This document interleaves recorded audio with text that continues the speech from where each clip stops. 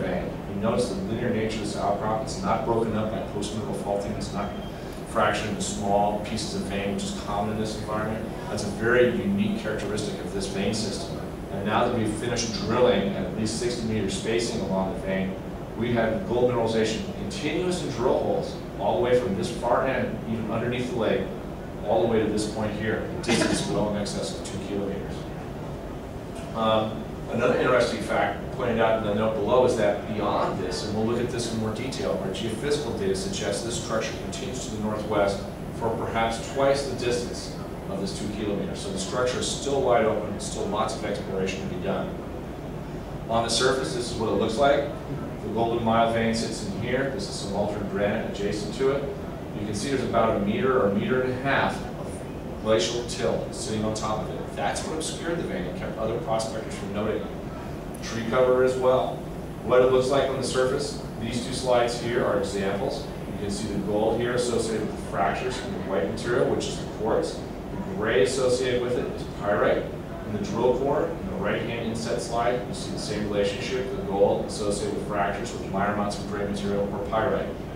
In other words, the geology we see in the subsurface is essentially the same as what we see in the surface exposures of the Golden Mile vein system. We came to this vein, and after we initially stripped it, the next step was to channel sample. And our channel samples through here, about a 400-meter long stretch of the vein averaged over 20 grams over a 3.8-meter width. That's what gave us the strong encouragement that we'd really come on to an important new discovery, and that's what led the initial drilling campaign in the area.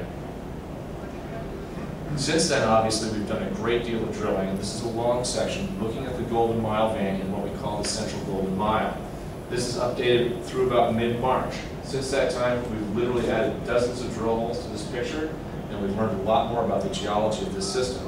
What you're looking at in terms of the colors here are gram meters. It's a way of looking at the intercepts by normalizing the value back to a 1 meter interval. And so anything greater than 5 gram meters with a blue color is fairly well mineralized rock. And it's important to note that even though these drill holes here aren't colored with this scheme, they still all intercepted gold mineralization in the 1, 2, and 3 gram range. So in fact, we're seeing is this whole 800-meter stretch here, shown in this slide, is gold mineralized. Now, as I mentioned, we've done a lot of drilling since this slide was created. Off to the east, which is to the right-hand side here, it's a 1 kilometer distance between this point and that initial discovery outcrop on the Golden Mile. We've now, again, finished drilling at shallow levels the entire distance of the Golden Mile. Each and every drill hole in that whole section is gold mineralized. Similarly, we've now drilled in this direction off to the west underneath the lake. And again, every drill hole has gold mineralization in it. We've now put drill holes down in this area here. Each one of these blocks is 50 meters on an edge. So you can see by the time you're at the bottom of this diagram, you're approaching 400 meters depth. The same pattern has continued. We're seeing continuous gold mineralization in all the deeper drill holes, essentially defining a huge envelope of mineralization within which to look for high-grade ore shoots. To put this into perspective, I've taken that colored diagram of the Central Golden Mile here and superimposed it upon a long section of the Red Lake mine. It's important to note this feature of these types of systems, as Archean greenstone systems tend to go to quite great depths. You can see down here at the bottom of the slide, this is a depth of 2,670 meters. We have only explored up here to a depth of about 250 to 300 meters in detail and are just beginning to get down to 400 meters. That leaves our system open to these incredibly impressive depths. And you can note with the Red Lake comparison here, there's 10 million ounces in this zone, 7 million ounces in this zone. That kind of gives you an idea of the size and geometry that we'd be looking for and why it takes 60,000 meters and more to explore a system like that. What's exciting for us, though, is, as I mentioned, we now see gold mineralization at this scale extending into an area equal to over in here, as well as in this direction, and still open. So we're still just starting to understand how big is this system. Vertical view of the Golden Mile. This is the central area where much of the drilling has been done. And that's the discovery outcrop off in the distance, so we're looking to the southeast. Those original veins we were exploring are located up here. This is the dashed line showing where they're located. There's this covered area in between. Well, in this covered area, we put a trench out across here where we found 3 additional veins. Also in the road cut here, that logging road we put in for access, We found 7 additional veins. Sampling from them shows up to 15 grams per ton. The geologic interpretation suggests there should be parallel veins lying under this tree cover. Further supporting that is a recent discovery of a new blind vein system to the south, or on this side of the Golden Mile. We had done some prospecting last fall, late, and found a small vein in this road cut here, grading about 7 grams per ton. As we began to drill deeper and deeper in the Golden Mile, that means we have to step farther and farther back to the south, or this direction here. In the last few weeks, we've intercepted a brand new vein.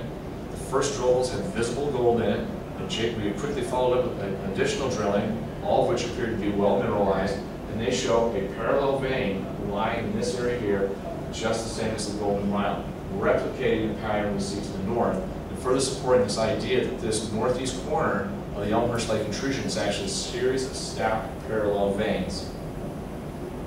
This is what the material looks like in the core. The white, again, is the quartz. The gray is pyrite, visible gold in clots and places in the core, also associated with pyrite. This example is, of course, very high grade, 3.6 meters at 358 grams, including some 516 gram material. You can see what the wall rocks look like here.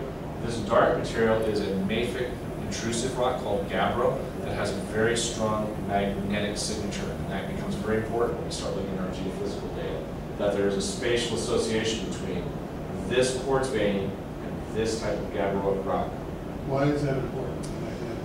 Because when you do a magnetic survey, it will look for a signature in terms of magnetic, a high magnetic signature or a low magnetic signature or susceptibility.